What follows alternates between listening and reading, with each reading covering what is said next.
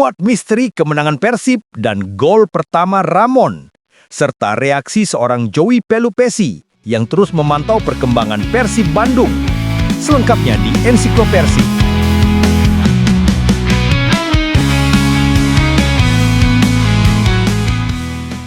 Malam tadi, Stadion Gelora Bandung Lautan Api kembali menjadi rumah bagi cerita besar yang tak akan pernah dilupakan Bobotoh.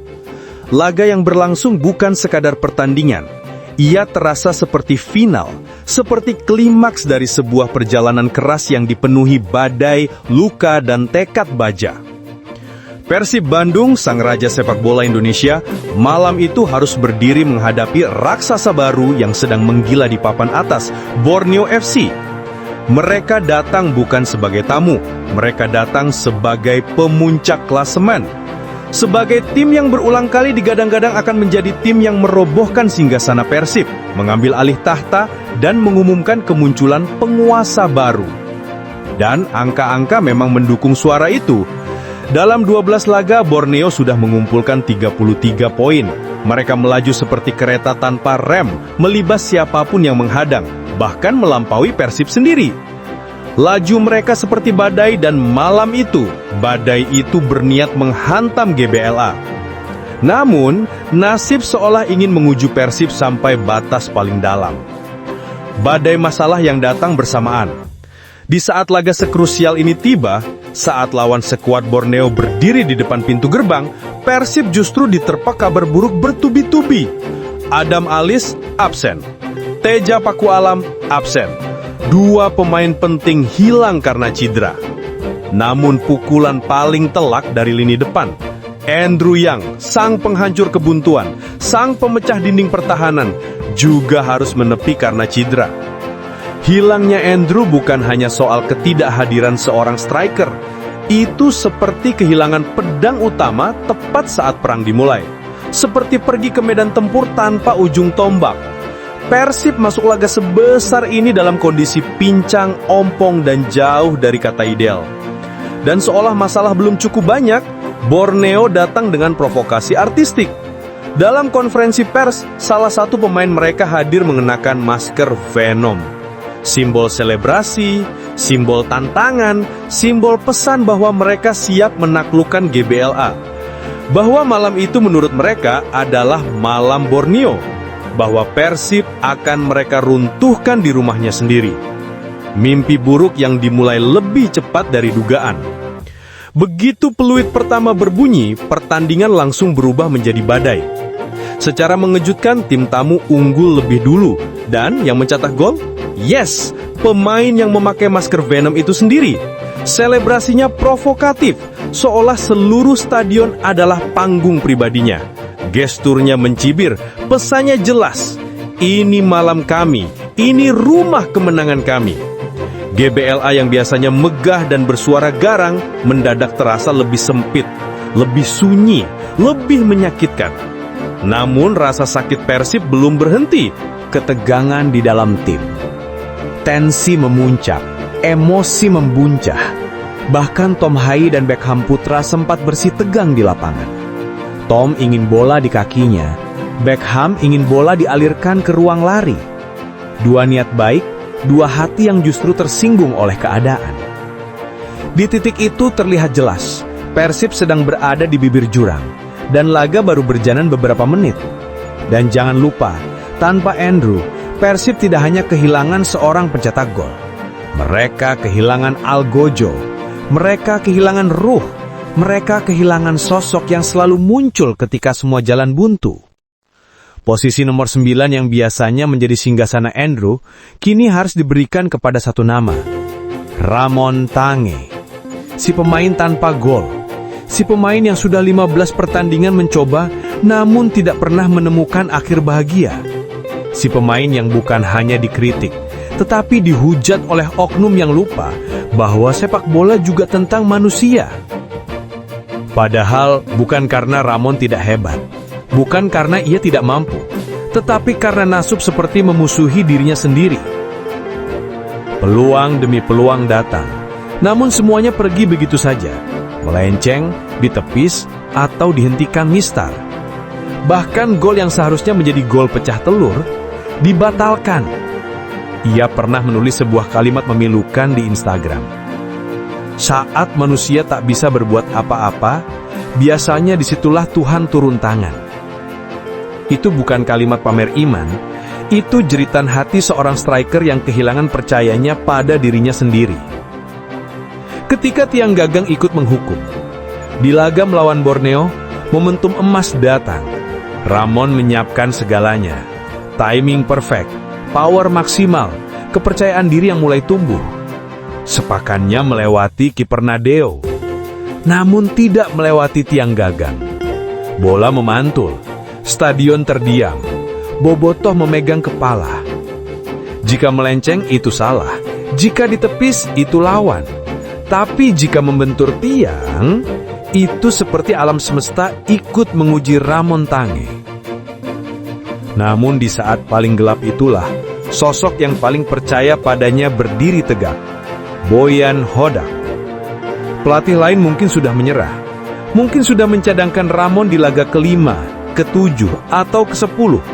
Bahkan mungkin sudah mengirimnya ke tribun seperti William Marsilio. Tapi Hodak tidak.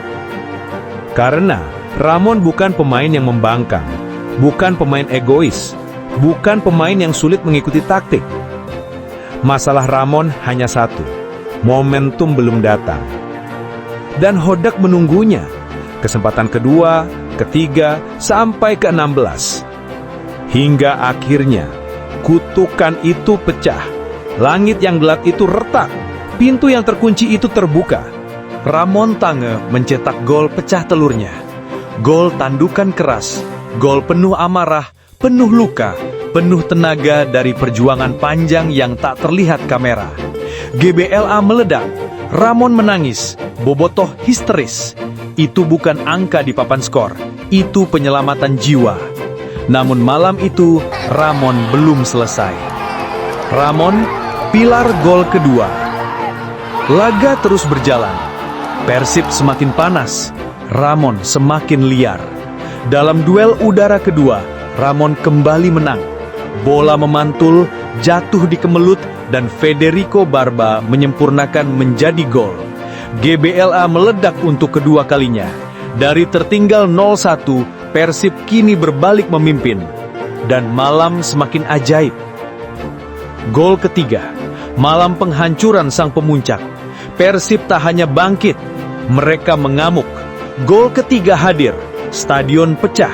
Borneo yang datang sebagai penguasa klasemen tumbang 3-1. Persib kembali berdiri sebagai raja. Tapi kemenangan terbesar malam itu bukan sekadar skor. Kemenangan batin seorang Ramon Tange. Ramon yang dulu dihina, kini berdiri mengangkat tangan di hadapan puluhan ribu bobotoh. Ia memimpin chant, ia menabuh drum, ia menjadi simbol perjuangan Persib itu sendiri. Ia tak lagi menjadi pemain yang dicibir, ia menjadi pemain yang dicintai. Sebab Ramon bukan hanya mencetak gol, ia menunjukkan hati, ia menunjukkan cinta, ia menunjukkan bahwa seorang pemain tidak lahir untuk menyerah. Dan ada satu momen menarik. Di tribun VIP GBLA, Joy Pelupesi, pemain timnas Belanda keturunan Indonesia, hadir menyaksikan laga ini secara langsung. Dia datang, memperhatikan, memantau. Beberapa kali kamera menyorot dirinya, memberi gestur dukungan, terutama kepada Ramon Tange yang ia kenal baik. Kehadiran Joey menjadi sinyal kuat, membuat bobotoh berbisik. Sepertinya, Joey benar-benar akan merapat ke Persib di putaran kedua. GBLA bergumuruh bukan hanya karena kemenangan, tapi karena harapan baru. Penutup. Malam itu bukan malam biasa. Malam itu adalah malam ketika Persib kembali menunjukkan jati dirinya. Malam ketika sang raja bangkit dari badai. Malam ketika seorang pemain yang dulu dipaksa pergi, kini justru menjadi alasan timnya terbang semakin tinggi. Malam itu adalah milik Persib. Malam itu adalah milik bobotoh. Dan malam itu adalah milik seorang bernama Ramon Tange. Malam tadi, Stadion Gelora Bandung Lautan Api kembali menjadi rumah bagi cerita besar yang tak akan pernah dilupakan Bobotoh. Laga yang berlangsung bukan sekadar pertandingan. Ia terasa seperti final, seperti klimaks dari sebuah perjalanan keras yang dipenuhi badai, luka, dan tekad baja. Persib Bandung, sang raja sepak bola Indonesia, malam itu harus berdiri menghadapi raksasa baru yang sedang menggila di papan atas, Borneo FC. Mereka datang bukan sebagai tamu, mereka datang sebagai pemuncak klasemen. Sebagai tim yang berulang kali digadang-gadang akan menjadi tim yang merobohkan singgasana Persib, mengambil alih tahta, dan mengumumkan kemunculan penguasa baru. Dan angka-angka memang mendukung suara itu. Dalam 12 laga, Borneo sudah mengumpulkan 33 poin. Mereka melaju seperti kereta tanpa rem, melibas siapapun yang menghadang, bahkan melampaui Persib sendiri.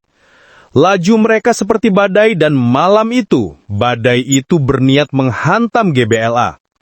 Namun, nasib seolah ingin menguju Persib sampai batas paling dalam. Badai masalah yang datang bersamaan. Di saat laga sekrusial ini tiba, saat lawan sekuat Borneo berdiri di depan pintu gerbang, Persib justru diterpa kabar buruk bertubi-tubi. Adam Alis absen, Teja Paku Alam absen. 2 pemain penting hilang karena cedera. Namun pukulan paling telak dari lini depan, Andrew Yang, sang penghancur kebuntuan, sang pemecah dinding pertahanan, juga harus menepi karena cedera. Hilangnya Andrew bukan hanya soal ketidakhadiran seorang striker. Itu seperti kehilangan pedang utama tepat saat perang dimulai. Seperti pergi ke medan tempur tanpa ujung tombak. Persib masuk laga sebesar ini dalam kondisi pincang, ompong, dan jauh dari kata ideal. Dan seolah masalah belum cukup banyak, Borneo datang dengan provokasi artistik.